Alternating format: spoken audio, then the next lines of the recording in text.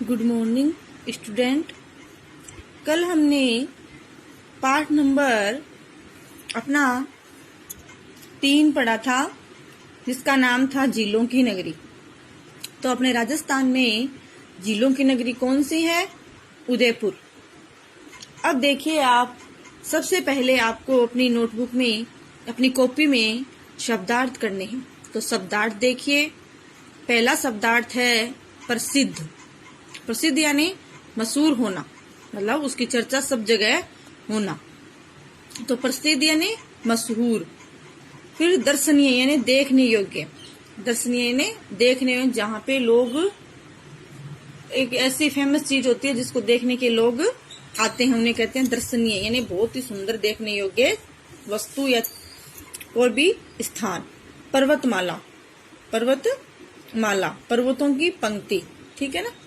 फिर उत्कृष्ट। उत्कृष्ट यानी श्रेष्ठ, बहुत ही बुद्धिमान और दिमाग में सबसे अच्छा। अद्वितीय। अद्वितीय यानी जिसके समान दूसरा न हो, मतलब वो इतना चतुर होता है कि दूसरा उसके समान कोई और नहीं होता। अब देखिए, उच्चारण के लिए मैं उच्चारण करूंगी, आपको लिखने हैं। उत्कृष्ट, उत्कृष्ट,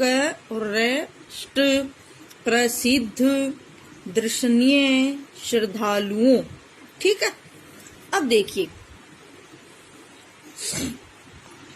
अब सोचो और बताओ, अरावली पर्वत के बीच कौन सा शहर है? अरावली पर्वत के बीच कौन सा शहर है?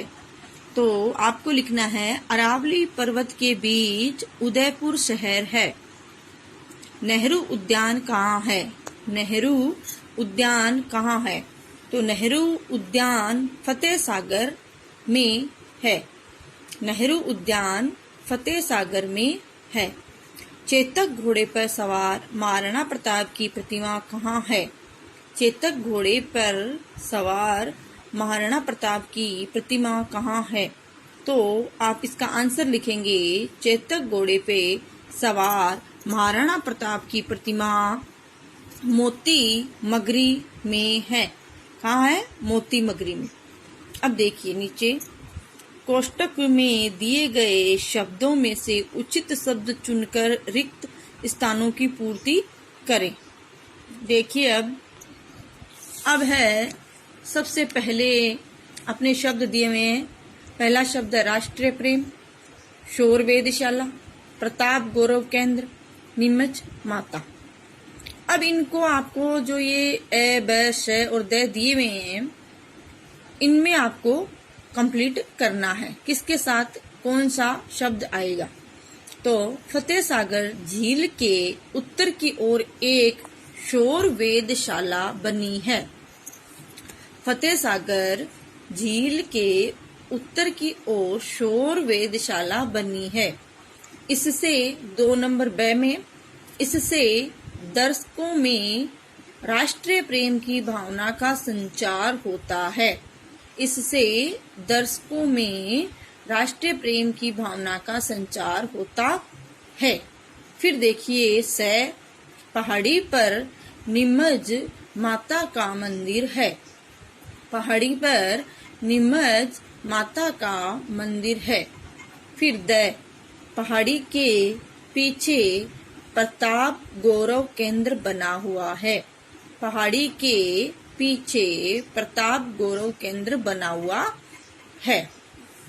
अब देखिए, सही उत्तर का क्रमांक कोष्टक में लिखें। सही उत्तर का क्रमांक कोष्टक में लिखें। तो देखिए क्या है, राजस्थान का कश्मीर कहा जाता है। राजस्थान का कश्मीर कहा जाता है। तो क्या होगा ऑप्शन? उदयपुर को। स किसको कहा जाता है? उदयपुर को। महाराणा प्रताप के घोड़े का नाम था। महाराणा प्रताप के घोड़े का नाम था, क्या नाम था? चेतक। तो इसमें क्या होगा? ब। अब देखिए आपका क्वेश्चन नंबर 3, शोर वेधशाला में क्या होता है?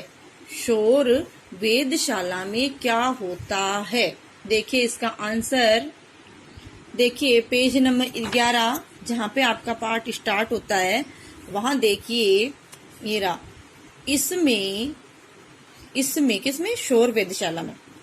तो आप लिखेंगे शोर वेधशाला में या इसमें वैज्ञानिकों द्वारा सूर्य की गतिविधियों का अध्ययन किया जाता है। पेज नंबर 11 और नीचे से देखिए, इसमें वैज्ञानिकों द्वारा सूर्य की गतिविधियों का अध्ययन किया जाता है। ये क्वेश्चन नंबर 3 का आंसर है। अब देखिए क्वेश्चन नंबर 4, मोती मगरी परिसर में किन किन की प्रतिमाएं हैं। मोती मगरी परिसर में किन किन की प्रतिमाएं हैं। तो देखिए इसका आंसर पेज नंबर 12 और इसका आंसर देखिए ये रहा, इसी परिसर में महाराणा प्रताप के सहयोगी हकीम खां सूरी, भामाशाह, भीलू राणा, पुंजा, मन्ना, झल्ला आदि की प्रतिमाएं भी है। इसी परिसर में महाराणा प्रताप के सहयोगी हकीम खां सूरी, भामाशाह, भीलू राणा, पुंजा, मन्ना, झल्ला आदि की प्रतिमाएं भी है। इसका आंसर है ये 4 का। ठीक है, आगे देखिए, महाराणा प्रताप की प्रतिमा 57 फीट ऊंची क्यों है। क्वेश्चन नंबर 5 है, 5वां।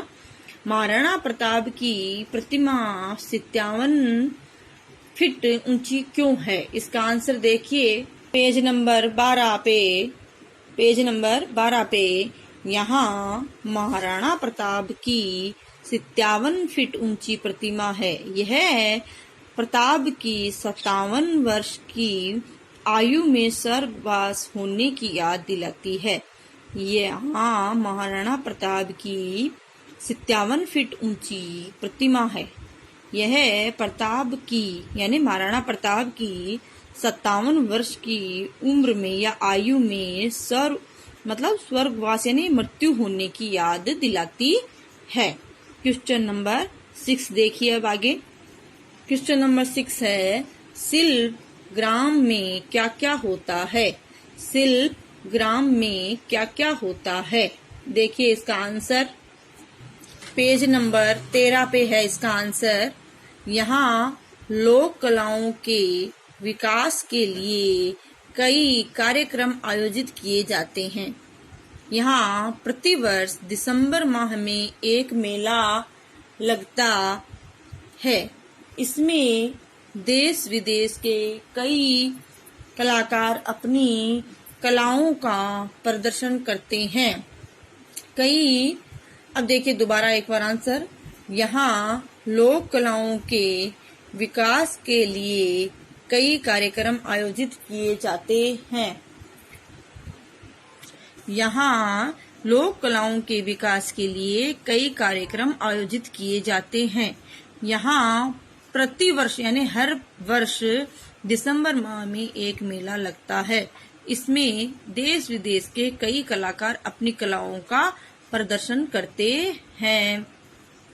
आगे देखिए क्वेश्चन नंबर 7 क्वेश्चन है, बच्चों की रेल कौन से बाग में चलती है।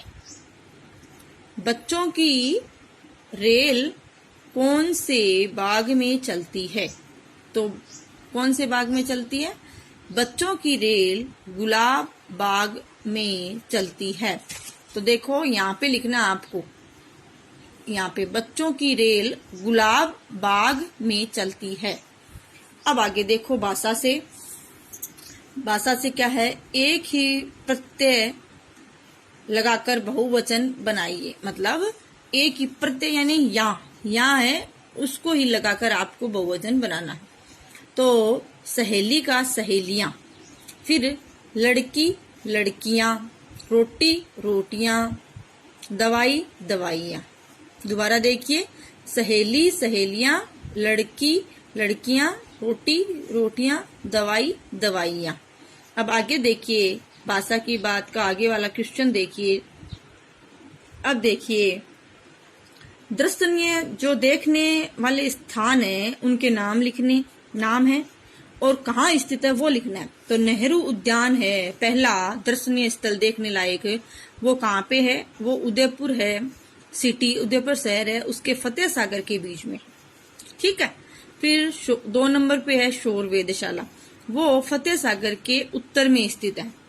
और महाराणा प्रताप की 57 फीट ऊंची प्रतिमा है, वो फतेह सागर में है। शिल्पग्राम यह फतेह सागर के पश्चिम दिशा में स्थित है। अब देखिए, अपने से बड़ों के साथ चर्चा करके राजस्थान के प्रमुख ऐतिहासिक स्थलों की जानकारी कर उनके नाम व जिले का नाम लिखें। कहने का मतलब है ऐसा कौन सा ऐतिहासिक मतलब इतिहास में प्रसिद्ध स्थान है जो देखने लायक है।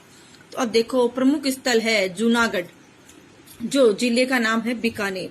जूनागढ़ में अपने राजाओं महाराजाओं के कई ऐतिहासिक चीजें हैं देखने लायक, और वो कहाँ स्थित है? बीकानेर में। और हवा महल है, वो है जयपुर जिले में। ठीक है, ये 2 है प्रमुख स्थल जिनका नाम हमने लिख लिया है। अब देखिए, महाराणा प्रताप के जीवन के बारे में अपने से बड़ों से पूछकर जानकारी एकत्रित यानी इकट्ठा करके लिखें। ठीक है, महाराणा प्रताप कैसे थे, क्या थे, वो लिखना है। अब देखो आपके क्या दिया है, समय और समुद्र की लहरें किसी का इंतजार नहीं करती। समुद्र है और समय है, वो दोनों ही किसी का भी इंतजार नहीं करती है, उनको तो आना है और जाना है। तो इसी प्रकार आप भी अपने समय का अच्छे से उपयोग करें और अपने कार्य को भी अच्छे से करें। तो बच्चों, आज के लिए इतना ही।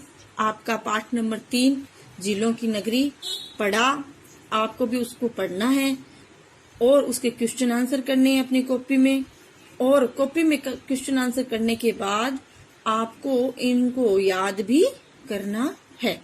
तो आज के लिए इतना ही। कल हम पाठ नंबर 4 है वो पढ़ेंगे। तो थैंक यू बच्चों।